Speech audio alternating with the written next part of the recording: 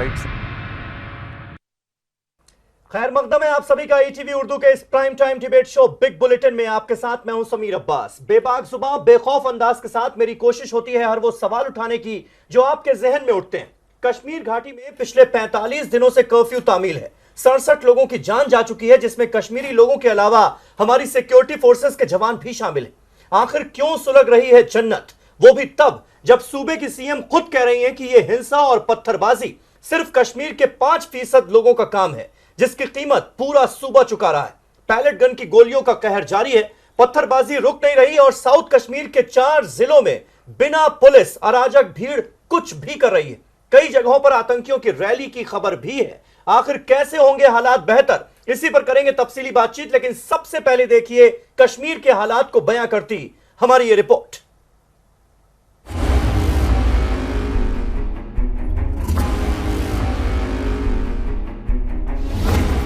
कश्मीर में गुज़िश्ता 46 रोज से कर्फ्यू है, जिसकी वजह से आम लोगों को काफी परेशानियों का सामना करना पड़ रहा है।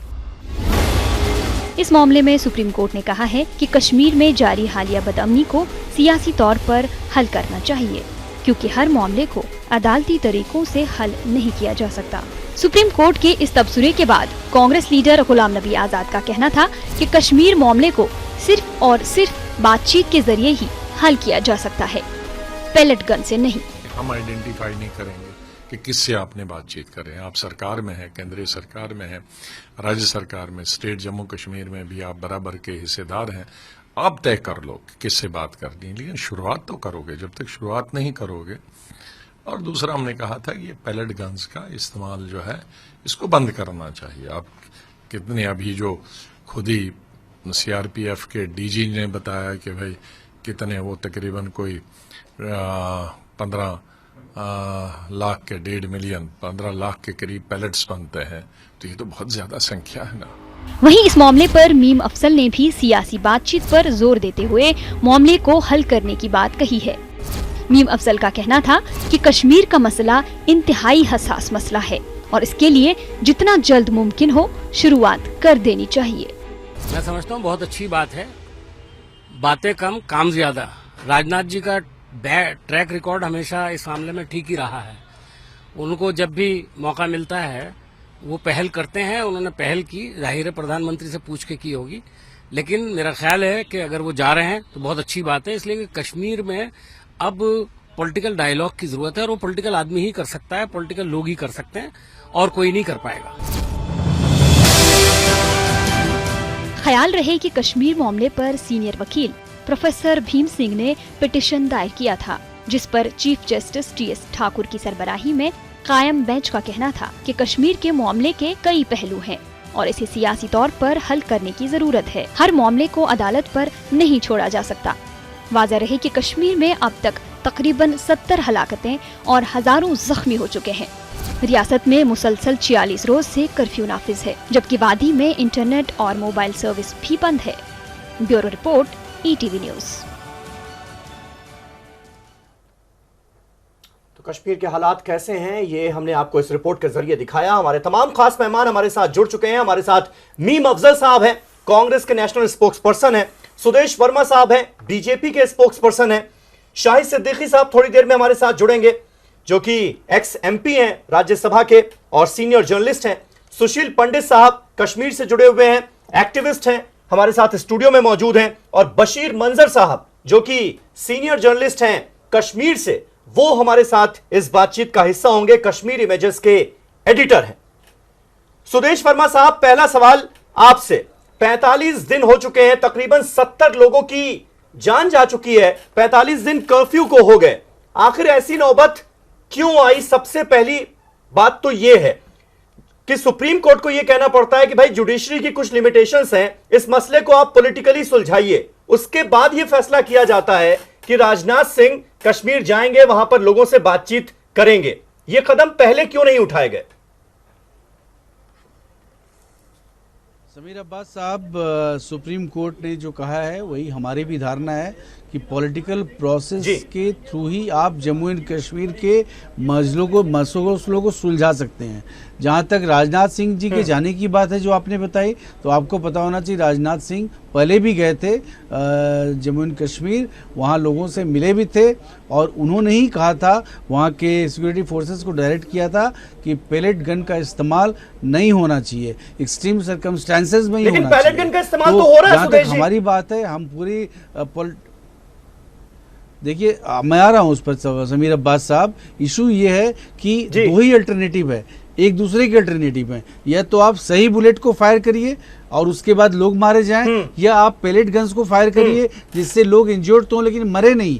क्योंकि देखिए अगर सिक्योरिटी फोर्सेस के ऊपर लोग अटैक करेंगे, पत्थरों से अटैक करेंगे, पकड़ के मारेंगे, तो सिक्योरिटी फोर्सेस क्या करे, इस पर भी सोचने की जरूरत है। क्योंकि वो सिक्योरिटी फोर्सेस के हैं, बिल्कुल उनके खिलाफ बोल देना न्याय संगत नहीं होगा। बहुत ही एडवर्स सिचुएशन में वो काम कर रहे हैं, लेकिन पॉलिटिकल प्रोसेस से ही इसका हल निकलना है। और इसी कारण से वहाँ जो एक इलेक्टेड सरकार है, महबूबा मुफ्ती की सरकार है, जो बीजेपी भी उस सरकार में शामिल है, तो वो सरकार तो इस पॉलिटिकल प्रोसेस में ही विश्वास रखती है ना।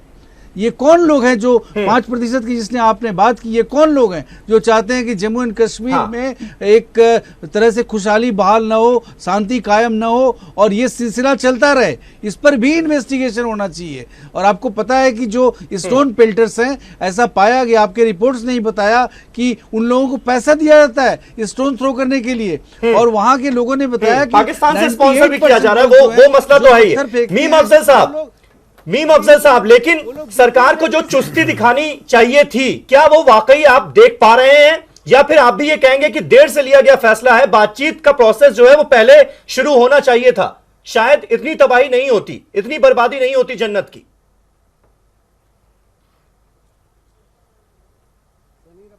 सबसे पहले तो मैं कहूंगा कि आपकी आवाज में इको हो रहा है और मुझे दो बार आपकी आवाज सुनाई दे रही है, जिससे समझने में डिफिकल्टी आ रही है। जरा अपनी टेक्निकल टीम को मैं कोशिश करता हूं इसको ठीक करवाने की। दूसरी बात, आपने पूछा कि क्या ये लेट हुआ है, तो यकीनन इसमें देर तो हुई है। पार्लियामेंट जब चल रही थी तो ये हंगामा कई बार हुआ, कम से कम 4 बार ये दोनों हाउसेज में ये मसला उठा, और उसके बाद प्रधानमंत्री के साथ ऑल पार्टी मीटिंग हुई, जिसमें प्रधानमंत्री साहब ने खुद ये माना कि ये जो मसला है इसका एक सियासी हल भी निकालना चाहिए। और बाद में कल जब उनसे डेलीगेशंस मिले थे कश्मीर के, तो उन्होंने ये फरमाया था कि खाली डेवलपमेंट का मसला नहीं है, ये सिर्फ लॉ एंड ऑर्डर नहीं समझना चाहिए, इसमें पॉलिटिकल डायलॉग की और पॉलिटिकल बातचीत की भी जरूरत है। मैं समझता हूं कि प्रधानमंत्री ने देर से ये बात समझी, अगर वो बहुत पहले कह देते और इस पर कुछ काम होता तो और अच्छा होता। बहरहाल मैं ये कहूंगा, देर आयत दुरुस्त आयत। आपको पता है कांग्रेस पार्टी ने आज जो कुछ भी राजनाथ जी गए हैं उसको वेलकम किया है, बशर्त ये कि ये सिर्फ दौरा ना हो, ये फोटो अपॉर्चुनिटी ना हो, बल्कि वहां जाने के बाद वो बातचीत करें कॉन्क्रीट। मैंने भी आज एक बाइट दी, आपने भी एक बाइट चलाई, उसके अलावा भी बाइट दी है, और मैंने उसमें यही बात की कि राजनाथ जी एक जिम्मेदार होम मिनिस्टर हैं, काफी मामलात में वो दिलचस्पी जब लेते हैं तो ढंग से काम करते हैं। उन्होंने अगर वहां जाकर के पहले भी वो एक दिन गए थे, तो जाहिर है मैं उसके बारे में कुछ कहना नहीं चाहता हूं, वहां पर बातचीत का कोई माहौल उस वक्त नहीं था। लेकिन आज जब वो गए हैं तो आज भी पता नहीं क्या होने वाला है, लेकिन मैं समझता हूं सारी चीजों का अच्छी तरह से जायजा लेंगे। वहां अगर ज्यादती हुई है उसका भी संज्ञान लेंगे, वहां पर अगर सिक्योरिटी फोर्सेस को नुकसान बातचीत की कोशिश की जाएगी, बातचीत का जो डायलॉग है वो कायम किया जाएगा। सुशील पंडित साहब, आपसे जानना चाहूंगा, महबूबा मुफ्ती को आपने सुना होगा, वो साफ तौर पर कह रही हैं कि भाई जो 5% कश्मीरी हैं वही प्रॉब्लम क्रिएट कर रहे हैं। 95% कश्मीरी जो हैं वो ये चाहते हैं कि भाई शांति हो, अमन हो, उनकी दुकानें चलें और जो डेवलपमेंट के काम हैं कश्मीर में जो हो रहे हैं वो हो। लेकिन 5% लोग जो हैं वो सिर्फ हिंसा का रास्ता अख्तियार किए हुए हैं और उनकी कीमत चुकानी पड़ रही है पूरे 95% कश्मीरियों को। अगर 5% ही ये लोग हैं तो फिर इन पर काबू पाने में इतनी दिक्कत, इतनी परेशानी क्यों हो रही है? जाहिर है वो 5% नहीं है, क्योंकि अगर सिर्फ 5% होते तो सभी मिनिस्टर, सभी एमपी, सभी एमएलए घर पर दुबके हुए नहीं दिखाई पड़ते। वो निकले तो सीधा फ्लाइट पकड़कर दिल्ली आए और यहां सियासत करते पाए गए। तो दिक्कत यह है कि ये एक काफी फैला हुआ मामला है, इसमें बहुत से लोग मुलव्विस हैं और इसको इस सूरत तक लाने में काफी साल लगे हैं, जिन लोगों ने भी मशक्कत की है और जिन लोगों की अनदेखी होते हुए ये मशक्कत यहां तक रंग लाई है, तो इस बात से कम आंखें नहीं चुराना चाहिए कि वहां जमीन पर हालात अच्छे नहीं हैं जी। इस वक्त मामला इस हालात को यहां तक कौन लेकर के आया, कि क्या वजूहात हैं, उसका नहीं है। जब घर पर आग लगी हो तो बहुत कम ये पूछा जाता है कि किसने लगाई, सबसे पहले आग बुझाई जाती है। और इस वक्त कश्मीर में जिन लोगों ने भी आग लगाई हो, पहला काम है आग बुझाना, और आग बुझाने के रास्ते में जो कोई आए उसे अच्छे से हटाना, क्योंकि ये कुछ ऐसे लोग हैं जो आज अपने ही घर को फूंकने पर आमादा हैं, और उनके दिमागों में इस तरह का जहर किसी ने भी भरा हो, आज अगर ये हमारा अपना इस देश को फूंकने पर आमादा है तो उन्हें किसी भी सूरत में अपने इस इरादे को अंजाम देने से रोकना होगा। और इसके लिए जो भी कदम उठाना पड़े, गृह मंत्री को, वहां की सरकार को, वहां के इंतजामिया को, पूरे अमल को करना पड़ेगा। शाहिद सिद्दीकी साहब, आपसे मैं जानना चाहूंगा, आपने पैलेट गन के इस्तेमाल को लेकर सोशल मीडिया पर कई वीडियोस भी डाले थे, मैंने उन्हें भी देखा। ये पैलेट गन को लेकर एक बड़ी बहस छिड़ी हुई है, और जब ये दलील दी जाती है कि भाई पैलेट गन का इस्तेमाल बंद होना चाहिए, तो दूसरी तरफ से ये दलील आती है, सीआरपीएफ ये कहती है कि भाई सिक्योरिटी फोर्सेस आखिर करें क्या। जिस तरह से पत्थरबाजी की जाती है, जिस तरह से पेट्रोल बम का इस्तेमाल किया जाता है, या तो हमारे पास गोली चलाने का ऑप्शन है, दूसरा ऑप्शन है पैलेट गन का, इसके अलावा और कोई ऑप्शन नहीं है। फिर इसको लेकर सवाल क्यों खड़े किए जाते हैं? नहीं, देखिए, दोनों बातों में दम है, दोनों बातें अपनी जगह पर दुरुस्त हैं। पैलेट गन का इस्तेमाल, पैलेट गन बनी थी नॉर्मल जो गन है उसके जवाब में कि जब भीड़ से निपटना हो तो पैलेट गन का इस्तेमाल किया जाए। दुनिया में बहुत सारी जगह इसका इस्तेमाल किया गया, लेकिन अंदाजा ये हुआ कि ये जो है नॉर्मल गन से भी ज्यादा खतरनाक है, तो दुनिया भर में इसका जो इस्तेमाल है वो खत्म कर दिया गया। यहां तक कि इजराइल में इसका इस्तेमाल होता था, वहां भी खत्म कर दिया गया। तो हमें भी इसका इस्तेमाल खत्म कर देना है, और होम मिनिस्टर साहब ने इसकी यकीन दहानी भी कराई है कि इसका इस्तेमाल नहीं होगा अब। लेकिन सीआरपीएफ की अपनी डिफिकल्टी थी, उसको हमें ऑल्टरनेट चीजें देनी होंगी, और वो मौजूद है, उसकी स्टडी हो रही है, और मैं समझता हूं कि बहुत जल्दी। लेकिन जो नए हथियार आएंगे उसमें आने में टाइम लगेगा, क्योंकि जब इस तरह की सिचुएशन होती है, पुलिस तो उससे डील करना जानती है, पुलिस उससे डील करेगी। हाँ, पॉलिटिकली हमें डील करना है, सोशली हमें डील करना है, उसके लिए राजनाथ सिंह जी जा रहे हैं कश्मीर। मैं इसका इस्तकबाल करता हूं, स्वागत करता हूं, क्योंकि वो एक जज्बे के साथ जा रहे हैं और उनका एटीट्यूड पॉजिटिव है। प्रधानमंत्री ने भी अपना पॉजिटिव एटीट्यूड दिखाया है, और इस वक्त जरूरत यह है कि दोनों तरफ से बहुत ही मजबूत और पॉजिटिव एटीट्यूड लिया जाए, और ये देखा जाए कि कैसे इस आग को बुझाया जाए। लेकिन आग बुझाने के बाद ऐसा ना हो कि हम फिर घरों में बैठ जाएं और कश्मीर को इग्नोर कर दें, क्योंकि माजी में ऐसा होता आया है कि जब कभी वायलेंस रुकता है, हम कश्मीर को ठंडे बस्ते में डाल देते हैं। हमें कश्मीर पे कंसिस्टेंट, परसिस्टेंट और एक कंटिन्यूअस डायलॉग की जरूरत है, और कश्मीरियों का दिल जीतने की, उनकी सोच को समझने की, उनके दर्द को समझने की, उनकी तकलीफ को समझने की जरूरत है। वहां मरहम रखने की जरूरत है, और मरहम पॉलिटिकल होगा, मरहम सिर्फ अल्फाज का, लफ्जाजी का नहीं हो सकता, जुमलेबाजी का नहीं हो सकता। हमें जो है पॉलिटिकल सॉल्यूशंस देने होंगे। जो एक प्रॉब्लम बहुत दिन से चला रहा है, प्रॉब्लम सिर्फ पैलेट गन की वजह से नहीं है, ये वानी की मौत की वजह से नहीं है, ये प्रॉब्लम पिछले 60-70 साल से चल रहा है। हम इसको टेम्परेरी डील करते हैं, हम सैराडॉन दे देते हैं। लेकिन इस बार जो पूरा प्रोटेस्ट इग्नाइट हुआ वो तो बुरहान वानी की मौत के बाद ही हुआ ना। एक टेररिस्ट मारा जाता है, उसके बाद लोग सड़कों पर आ जाते हैं, कश्मीर जलने लगता है। नहीं मेरे अजीज, ऐसा नहीं है। अगर वहां पे हालात खराब थे, उसे बुरहान वानी की वजह से नहीं हुआ। ये तो चिंगारी थी। जब बारूद होता है तो कोई भी चिंगारी काम करती है।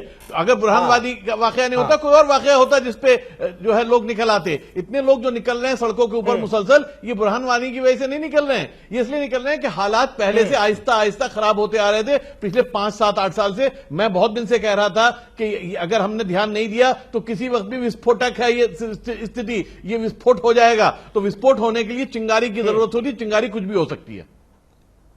सुशील पंडित साहब, क्या वाकई ऐसा था? सालों से ये गुस्सा जो है वो उभर रहा था, हमने तवज्जो ही नहीं दी उनकी तरफ।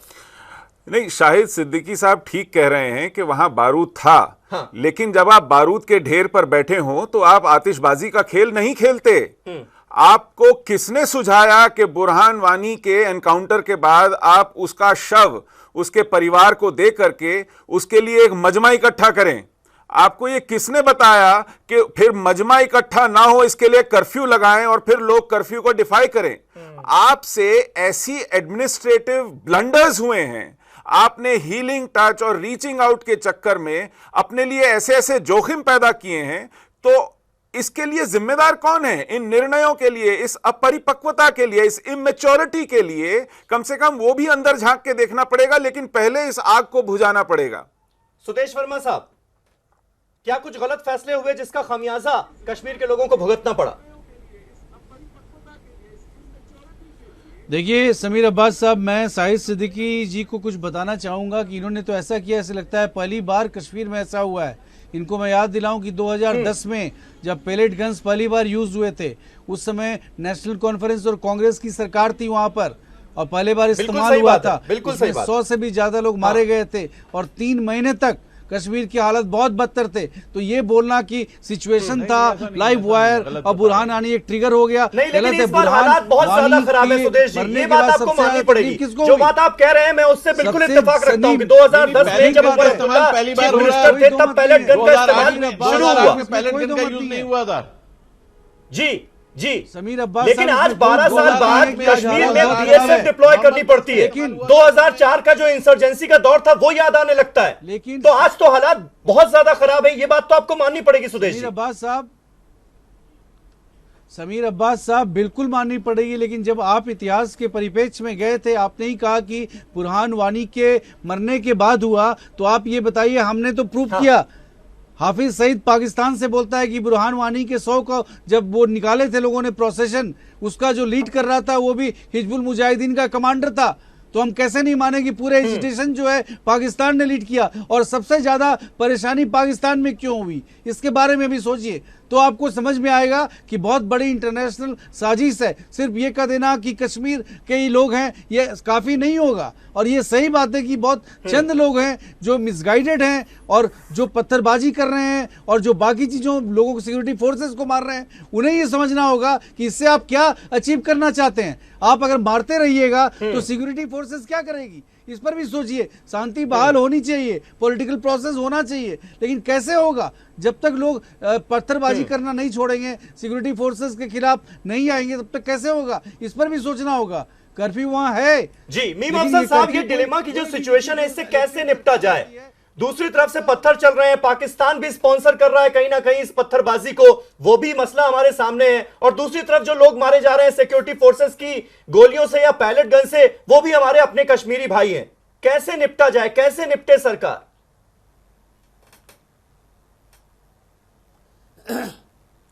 देखिए, मैंने पहले भी कहा, इस वक्त वहां हालात ऐसा तो नहीं है कि बहुत ज्यादा खराब हैं जैसे पहले थे। कुछ थोड़ी सी उसमें कमी आई है, लेकिन अभी भी कोई हालात बहुत अच्छे नहीं हैं। अभी भी वाकयात हो रहे हैं वहां पर पत्थरबाजी अभी भी हो रही है, वहां पर अभी भी सिक्योरिटी फोर्सेस जवाबी कार्रवाइयां कर रही है। आपने कहा कि पैलेट गन का जहां तक मामला है, पैलेट गन के अलावा आप बहुत अरसे पहले हम सुनते थे आंसू गैस का इस्तेमाल होता है, डंडे लाठी का इस्तेमाल होता है, वो सब भी होता था, लेकिन अब वो तो रहा ही नहीं है। अब एक बात मैं आपको बताऊं, एक वीडियो वायरल हुआ है जो काफी इधर उधर आजकल चल रहा है।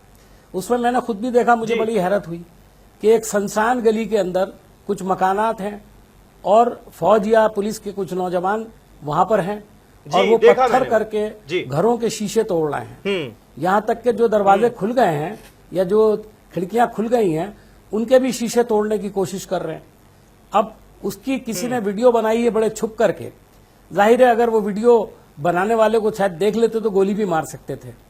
तो अगर जवाबी कार्रवाई में, और ऐसी जगह जहां सुनसान, जहां पर कोई झगड़ा नहीं, कुछ नहीं, बिल्कुल सुनसान गली है और सिर्फ पुलिस के लोग हैं, और वो वीडियो में दिखाया जा रहा है कि वो पत्थर मार मार के एक ऊपर की मंजिल, नीचे की मंजिल, दरमियानी मंजिल, इस तरफ उस तरफ सब लगातार पत्थर मार मार के और शीशे तोड़ रहे हैं।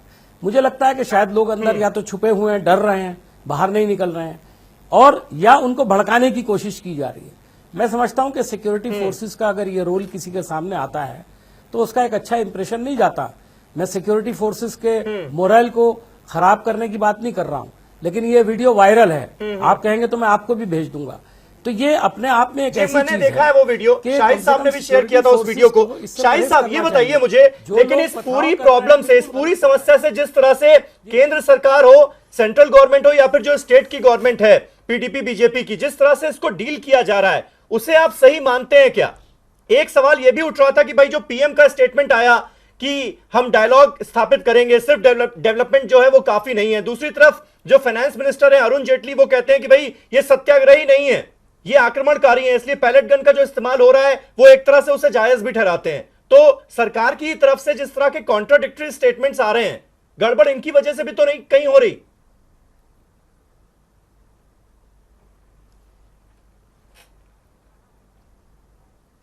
बुनियादी तौर पर देखिए, आपने पूछा, शाहिद साहब भी अभी कह रहे थे कि वहां पर एक लावा पक रहा था या बारूद का एक ढेर पहले से जमा था। ये क्यों हुआ है? नहीं मीम अफजल साहब, ये शाहिद सिद्दीकी साहब से सवाल था मेरा। 2010 के बाद सब ठीक ठाक चल रहा था। मैं आप मेरा पहले बात सुन लें, उसके बाद आप काउंटर क्वेश्चन करें, क्योंकि आपके टेक्निकली मैं आपकी आवाज सही तरीके से सुन नहीं पा रहा हूं। मैं सिर्फ इतना कह रहा हूं कि जो महबूबा मुफ्ती पीडीपी और भारतीय जनता पार्टी की सरकार बनी, वहां पर ये एक अननेचुरल वहां का वाकया है कि एक ऐसी सरकार बनी है जिससे जम्मू कश्मीर के अवाम के दिल नहीं जुड़े हुए हैं। एक मजबूरी के अंदर वो सरकार बनी, और उसका भी एक लावा जबरदस्त अंदर से पक रहा था कि ये हुआ क्या है।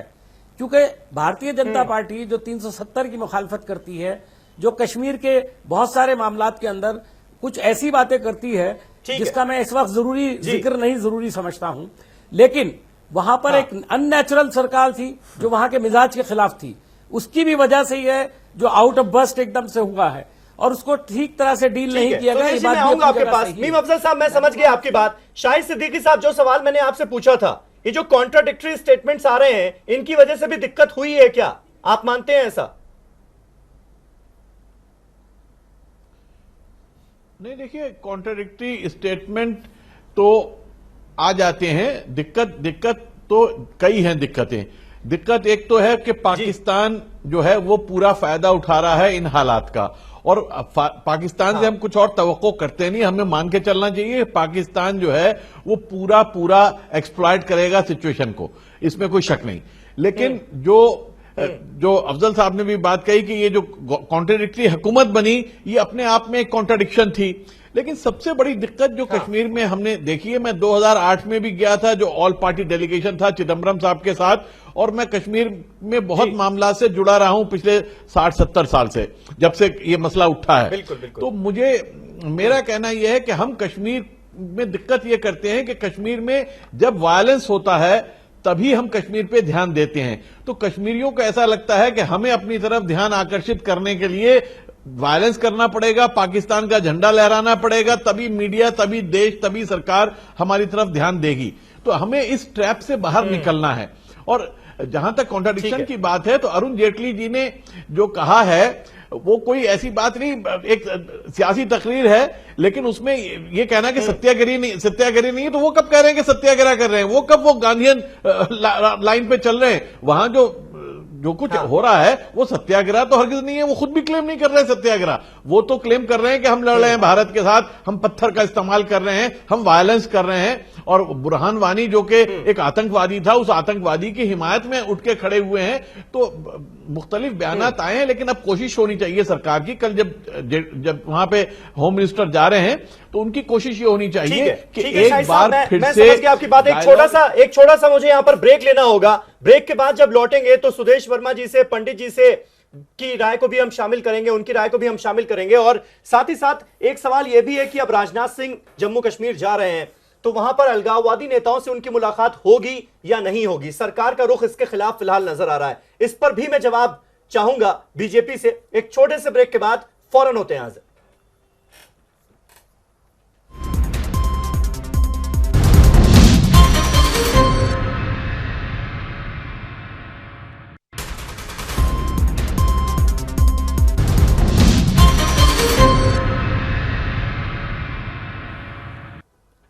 तो बात हो रही है कश्मीर के हालात की, जो दिन ब दिन बिगड़ते जा रहे हैं। अब जो होम मिनिस्टर राजनाथ सिंह हैं वो कल कश्मीर पहुंच रहे हैं 2 दिनों के दौरे पर, और एक डायलॉग स्थापित करने की कोशिश की जाएगी, कश्मीर के लोगों से हालात को सुधारने की कोशिश की जाएगी। सुशील पंडित साहब, ब्रेक से पहले शाहिद सिद्दीकी साहब जिस बात का जिक्र कर रहे थे कि भाई कश्मीरियों को कई बार ये बताना पड़ता है कि उन्हें चाहिए क्या, उनकी मांगे तब तक नहीं सुनी जाती हैं जब तक हाथ में पत्थर नहीं दिखते, ये असलियत है क्या? क्या वाकई ऐसी जरूरत होती है क्या कश्मीर में? देखिए, कश्मीर एक खास जगह है। जब हम पूरे देश में 1947 के बाद एक सेक्युलर डेमोक्रेसी बनाने की कोशिश कर रहे थे, हाँ। कश्मीर को हमने उस प्रक्रिया से, उस प्रोसेस से अलग रखा। उनका एक कानून है, उनका अपना आईन है जिसमें माइनॉरिटी लफ्ज का जिक्र तक नहीं है। उनका एक अपना आईन है जिसमें फंडामेंटल राइट्स का जिक्र तक नहीं है। हमने उसको एक अलग तरह की सियासत का अड्डा सा बना दिया और वो सियासत पट्टे पर लिख करके दे दी कुछ लोगों को। और वो जो अलहदियत की एक वहां मिजाज बना, वो बिगड़ते बिगड़ते आज 60-70 साल में यहां तक पहुंच गया है जी। तो ये एक पुरानी बीमारी है और इसमें जैसे शराबखोर को आप शराब देते जाइए तो उसका मर्ज बढ़ता जाता है। वो मर्ज बढ़ते बढ़ते आज अलहदगी की चरम सीमा पर पहुंच गया है। अब इसमें जैसे मीम अफजल साहब पहले कह रहे थे, मैं उनका एहतराम करता हूं और बड़ी माजरत के साथ ये कहना चाहूंगा कि हाँ, वहां इस बार सरकार जो बनी है वो घाटी के मिजाज की नहीं है, लेकिन मीम अफजल साहब वो जम्मू के मिजाज की भी नहीं है। जम्मू में पीडीपी को एक सीट नहीं मिली है पूरे इलाके में, लद्दाख के इलाके में एक सीट नहीं मिली है। तो जिस तरह लद्दाख और जम्मू ने सब्र किया है, घाटी के लिए तो बल्कि ये थोड़ा अजीब लगता है क्योंकि चीफ मिनिस्टर घाटी का है, ज्यादा से ज्यादा महकमे घाटी के पास हैं। बल्कि लगता तो ऐसा है कि बीजेपी इख्तियार में नहीं है, बीजेपी ने पट्टे पर दे दी है सरकार पीडीपी को। इससे बड़ा कंसेशन और क्या मिलता? उसके बावजूद घाटी खफा है तो समझ में नहीं आता क्यों। खफा जम्मू को होना चाहिए था, खफा लद्दाख को होना चाहिए था, उनके हिस्से कुछ नहीं आता, लेकिन वो चुप हैं। और घाटी है कि वहां आग बरसती रहती है। तो ये जो एक सिलसिला पिछले 60-70 साल से चला आ रहा है, जिसमें बार बार लल्लो चप्पो करके, बार बार विकास पैसा फेंक कर, बार बार मनुहार मान करके हमें समझाना पड़ता है, कहीं पर इस पूरी सियासत का तौर बदलना पड़ेगा। जी अफजल साहब।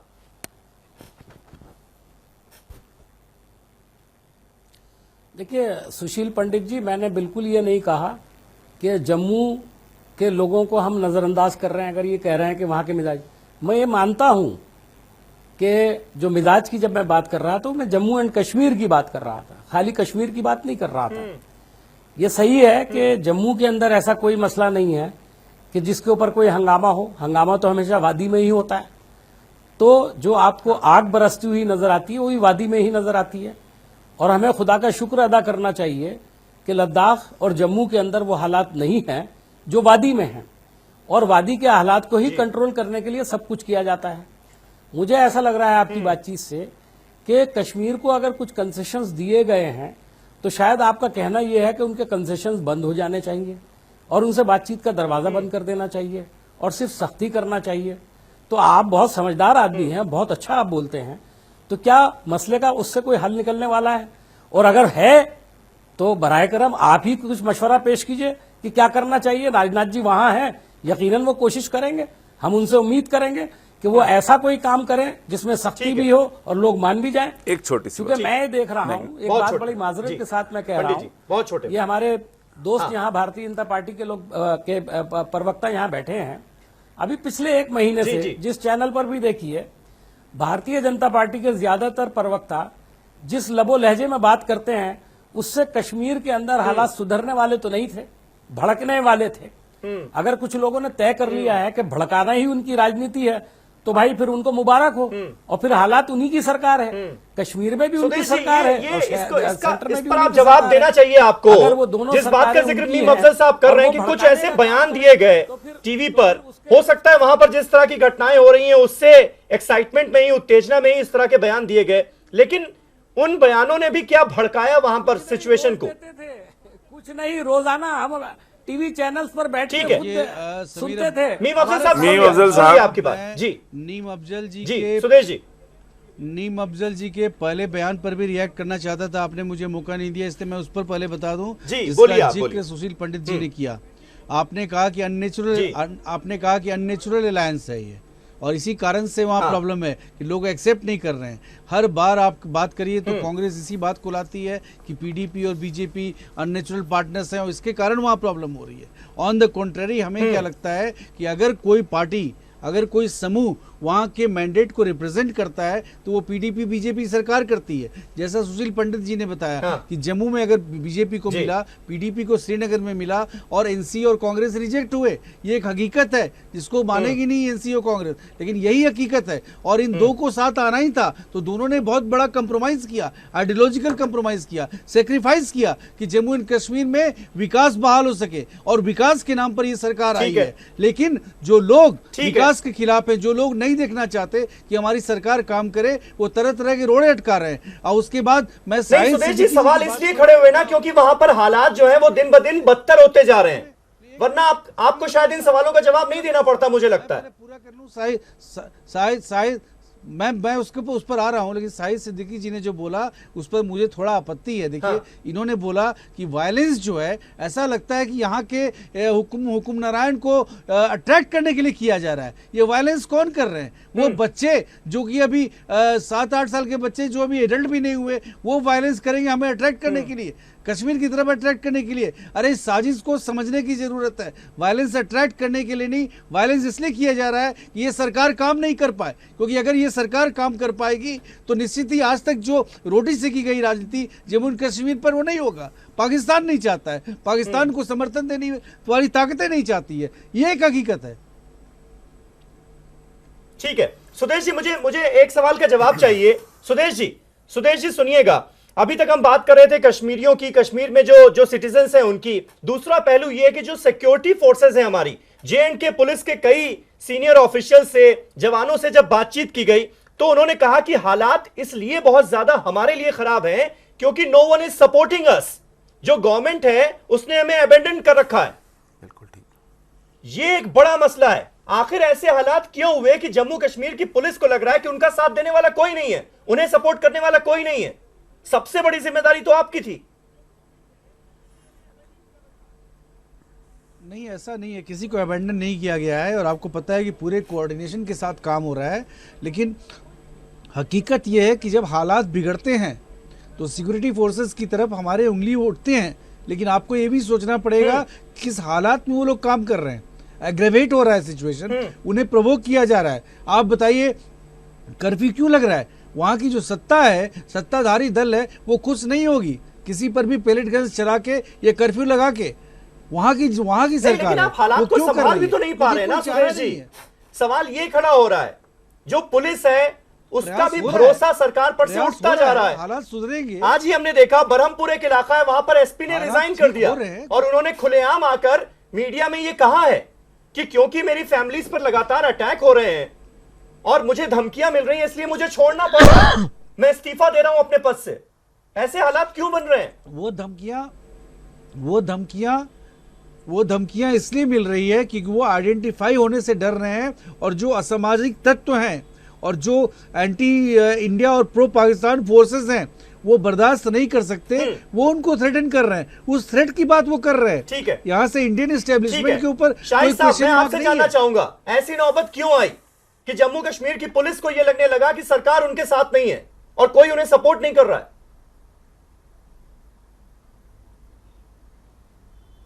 मुझे नहीं मालूम कि ऐसा सारी जगह है या कुछ जगह पर है, लेकिन पुलिस की अपनी दिक्कतें हैं, लोकल पुलिस की, क्योंकि लोकल पुलिस कश्मीरी है। वो उनके फैमिलीज, उनके परिवार उन्हीं गांव में रहते हैं जहां से ये वायलेंस उठ रहा है, तो उन्हें अपने घरों में जाना होता है, उनके बच्चे, उनके बीवी वहां पर रह रहे होते हैं। तो अगर वो आइडेंटिफाई होते हैं और उनको लॉ एंड ऑर्डर की खातिर एक्शन लेना पड़ता है, गोली चलानी पड़ती है, पैलेट गन का इस्तेमाल करना पड़ता है, तो उनके गांव वाला उन्हें अब दुश्मन की शक्ल में देखता है। और उनके बच्चे, उनके लोगों पर जान खतरे में आती है। तो मैं सलाम करता हूं वहां की लोकल पुलिस को, वो भी कश्मीरी हैं, वो कश्मीरी जिस तरह से उन्होंने फाइट किया है, स्टैंड लिया है, तो हमें उनके साथ खड़ा होना चाहिए, हमें उन्हें सलाम करना चाहिए। हमें सिर्फ सीआरपीएफ और अपनी आर्मी की बात नहीं करनी चाहिए, वो कश्मीरी पुलिस वाले भी हमारे हैं, वो हमारा कलेजा, हमारे कलेजे का हिस्सा है और हमें उन्हें फुल सिक्योरिटी देनी चाहिए। ज्यादातर जो जख्मी हालत में पड़े हैं अस्पतालों में, उनमें बड़ी तादाद कश्मीरी पुलिस की है, तो वो अपने घरों तक को नहीं बता सकते कि साहब हम जख्मी हैं, इस डर के मारे कि कहीं उनके घर वालों के ऊपर अटैक ना हो जाए। तो ऐसी हालत में हमें देखना चाहिए कि उनको हम फाइनेंशियली कैसे हेल्प कर सकते हैं, हम सिक्योरिटी उन्हें कैसे दे सकते हैं, हम उनको प्रोत्साहन कैसे दे सकते हैं। तो इसके ऊपर हमारी सरकार को, केंद्रीय सरकार को भी और ठीक है, लेकिन हालात बदतर होते जा रहे हैं, इसमें कोई शक नहीं है। जो रिपोर्ट्स हैं, ताजा रिपोर्ट्स हैं, उसके मुताबिक पुलवामा, शोपियां, कुलगाम, अनंतनाग, ये 4 वो जिले हैं साउथ कश्मीर के जहां पर लगातार जो थाने हैं उन पर अटैक किया गया। टोटल 36 यहां पर थाने थे, जिसमें से इस वक्त सिर्फ 3 वर्किंग कंडीशन में है। बाकी जगह जहां पर थाने थे वहां पर अब पुलिस का नामो निशान नहीं रह गया है। जो भीड़ है वो अराजक हो चुकी है और कई जगह ऐसी भी खबरें आई हैं कि कुछ टेररिस्ट जो हैं उन्होंने रैलियां भी की हैं इन इलाकों में। ऐसी नौबत क्यों आई, ये सवाल भी उठेगा। एक छोटे से ब्रेक के बाद चर्चा जारी है, बहस जारी है।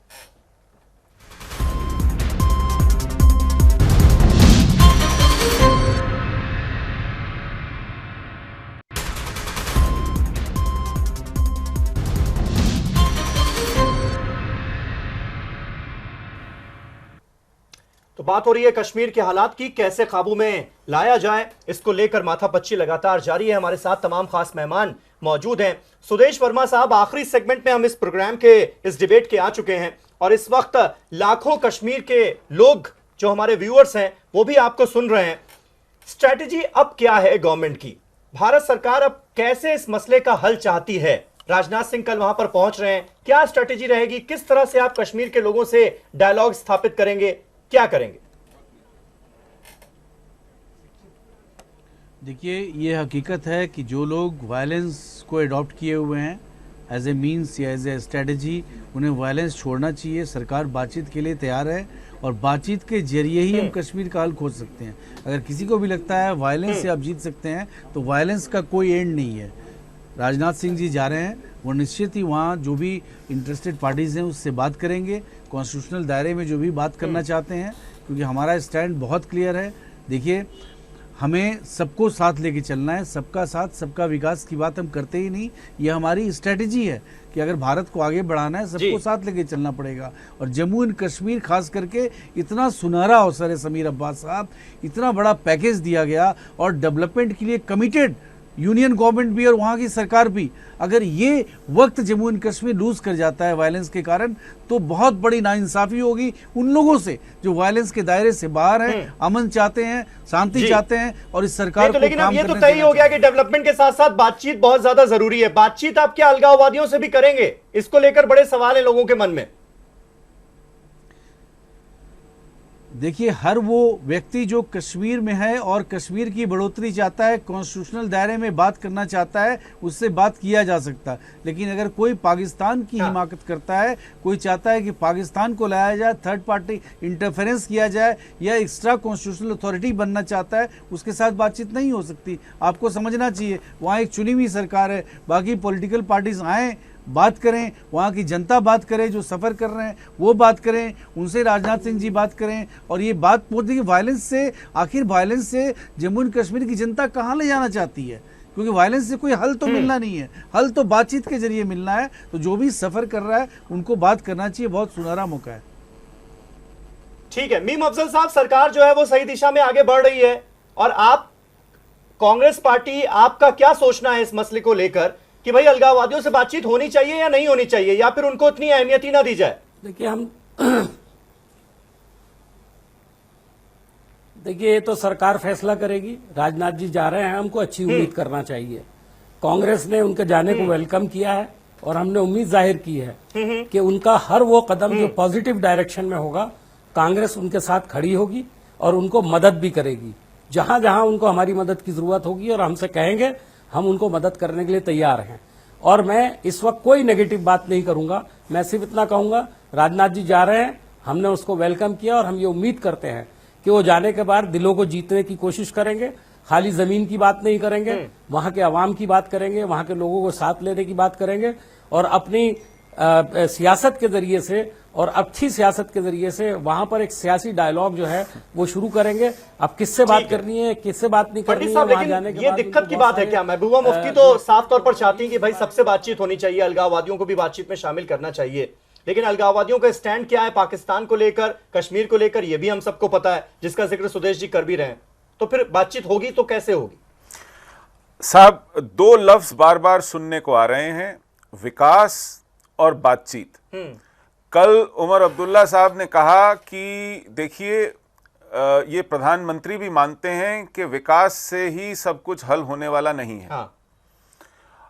ऐसे बहुत से सियासतदान हैं जो सच्चाई से नजरें चुराना बंद करके आज ये मानने को मजबूर हैं कि वहां जो दिख रहा है गली कूचों में, सड़कों में, वो कोई राजनीतिक आंदोलन नहीं है, वो किसी हक की लड़ाई नहीं है, वो सीधे सीधे जिहाद है जो पाकिस्तान से संचालित हो रहा है। हाँ। अब ऐसी सूरत में जब विकास उसका एक हल नहीं है और बातचीत का मुद्दा जिहाद है, तो आप किससे किस बात पर क्या बात करेंगे, यह एक बड़ा पेचीदा सवाल है। लेकिन विकास और बातचीत से पहले जो सबसे फौरी तौर पर कदम उठाने लायक है वो ये है कि जिन हाथों से इस घर को फूंका जा रहा है उन हाथों को रोका जाए और इस आग को बुझाया जाए। उसके बाद जो हो सो हो, लेकिन सबसे पहले वहां जानो माल और न जाया हो, वहां और तशद्दुद न हो, वहां सबसे पहले शांति बहाल हो। शाहिद सिद्दीकी साहब, ये अलगाववादियों को लेकर जो सरकार का नजरिया है इस वक्त है, क्या आपको वो ठीक लगता है? क्योंकि जमहूरियत, इंसानियत और कश्मीरियत की बात ये सरकार भी कर रही है, जिस तरह की बातें अटल बिहारी वाजपेयी की गवर्नमेंट में की गई थी। या फिर आपको ये लगता है कि यूपीए गवर्नमेंट के समय जो पॉलिसी हमें देखने को मिली थी कि भाई बातचीत हम सीधे सीधे नहीं करेंगे, लेकिन एक तरह से उनको नजरअंदाज कर दिया जाएगा?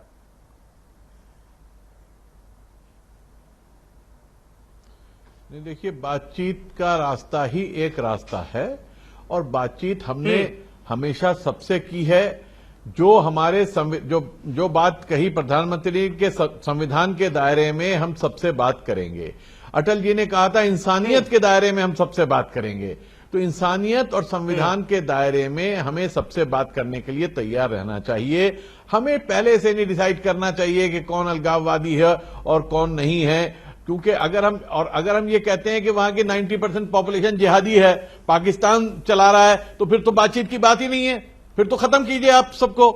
लेकिन अगर हम ये मानते हैं कि 90% आबादी पाकिस्तानी नहीं है, अगर वो जिहादी नहीं है, तो हमें वहां के लोगों के दिल को जीतना है। वो हिंदुस्तानी है, हिंदुस्तान का हिस्सा है, सिर्फ कश्मीर नहीं, कश्मीरी भी हमारे हिस्सा है, वो हमारे सिटीजन है। तो आपके हिसाब से हुर्रियत से बात होनी चाहिए, उनको भी बातचीत में शामिल करना चाहिए। उसके लिए हम बातचीत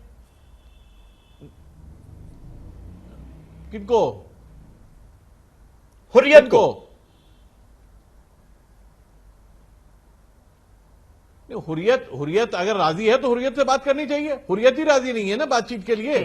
हुर्रियत अगर राजी है तो हुर्रियत से बात करनी चाहिए। पहली बार नहीं होगा, पहले भी हो चुकी है, अटल जी ने भी बात की है, पहले भी कई बार हो चुकी है, ऐसा कुछ नहीं। और हुर्रियत एक नहीं है, हुर्रियत में अलग अलग सोच है, हुर्रियत में अलग अलग लीडर हैं, हुर्रियत में अलग अलग अंदाज है। हुर्रियत को एक पार्टी नहीं है, एक प्लेटफॉर्म है। उस प्लेटफॉर्म के अंदर हम सबको इकट्ठा कर देते हैं। जब हम उन सारों को किनारा कर देते हैं, हमें उनमें से कुछ लोग जो बातचीत को तैयार हैं उनसे बात करनी चाहिए। गिलानी साहब को छोड़ के मैं समझता हूं कि बाकी लोग तैयार हो सकते हैं, उनसे बात होनी चाहिए, क्योंकि आज लीडरशिप कोई नहीं है वहां पे। अगर आप इनसे बात नहीं करेंगे तो फिर किसी से भी बात नहीं करेंगे। इससे इत्तेफाक रखते हैं आप, जो उदारवादी धड़ा है हुर्रियत का, उससे तो बातचीत करें। देखिए, हुर्रियत से बातचीत करने से पहले आप जरा उनके जान और अमान का ख्याल रख लें। आज से 15-20 साल पहले जिस हुर्रियत के लीडर ने आपसे बात करने की पेशकश की थी, उसको गोली से उड़ा दिया गया था। पाकिस्तान का शिकंजा कश्मीर पर इस तरह हावी है कि अगर आप किसी से भी बात करने की कोशिश करेंगे, आप गुलाम नबी लोन या मौलवी फारूक का हश्र याद ध्यान में रखिए, या अब्दुल अब्बास का हश्र ध्यान में रखिए, जिन्हें बारामुल्ला के पास गोली मार दी गई थी। तो कश्मीर के हालात थोड़े पेचीदा हैं और सबसे बात होगी, हर विषय पे बात होगी, तो फिर किसी दिन हाफिज सईद से, लश्कर तैयबा से भी बात कर लीजिए, शायद वो मुवल्लम में मान जाए आपसे। ऐसी बात नहीं होनी चाहिए।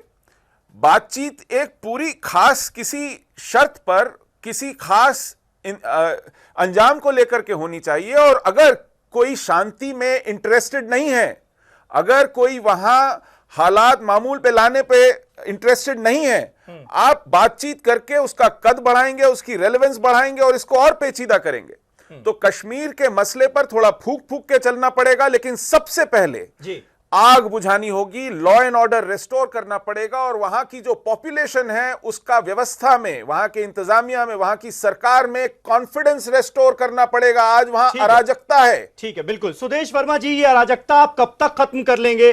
पैलेट गन का इस्तेमाल कब तक बंद हो जाएगा? हालात कब तक सामान्य हो जाएंगे? कुछ भरोसा आप दिला सकते हैं कश्मीर के लोगों को आज आखिर में?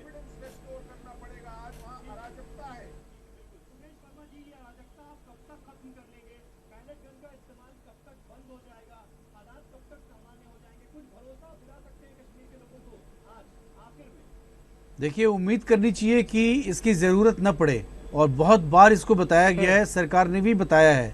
और आपको पता होना चाहिए कि कोई भी सत्ता में जो भी दल है वो नहीं चाहेगी कि इस तरह के वाक़ये जम्मू एंड कश्मीर में हो, क्योंकि कोई भी अपने ही लोगों पर गोली नहीं चलाना चाहेगा। और जहाँ तक शांति की बात है, मैं मानता हूँ सुशील पंडित जी सही बोल रहे हैं, अभी जो एजेंडा है शांति है, शांति बहाल होना चाहिए। शांति कैसे बहाल हो, इसमें वहाँ की पॉलिटिकल फोर्सेस को साथ आके सोचना पड़ेगा। और वहाँ जो लोग हैं जो पत्थर मार रहे हैं और जो हर्ट हो रहे हैं, उनको भी ज़रूरत है बम लगाने की, लेकिन उन्हें भी समझना पड़ेगा कि किसे पत्थर मार रहे हैं, किसके खिलाफ पत्थरबाजी कर रहे हैं। इसको बहुत जरूरी है समझना, तभी शांति की बहाली हो सकती है। बिल्कुल, वायलेंस जो है वो किसी समस्या का हल कभी ना था ना हो सकता है, ये तो समझना ही पड़ेगा। लेकिन सरकार भी और गंभीरता से इस मसले को निपटाने की कोशिश करेगी। जो कश्मीरी लोग हैं, हमारे जो भाई बहन हैं, उनसे भी बातचीत करने की, एक डायलॉग कायम करने की कोशिश की जाएगी, उन्हें अपनेपन का एहसास कराने की कोशिश की जाएगी, ऐसा हम उम्मीद करते हैं। और जल्द से जल्द वहां पर हालात बेहतर होंगे। आप सभी का इस बातचीत में जुड़ने के लिए बहुत बहुत शुक्रिया। शाहिद सिद्दीकी साहब, मीम अफजल साहब, सुशील पंडित जी और सुदेश वर्मा जी, आप सबका बहुत बहुत शुक्रिया। कल एक नए मुद्दे पर, एक नई डिबेट के साथ फिर होगी आपसे मुलाकात। तब तक के लिए शब बखैर।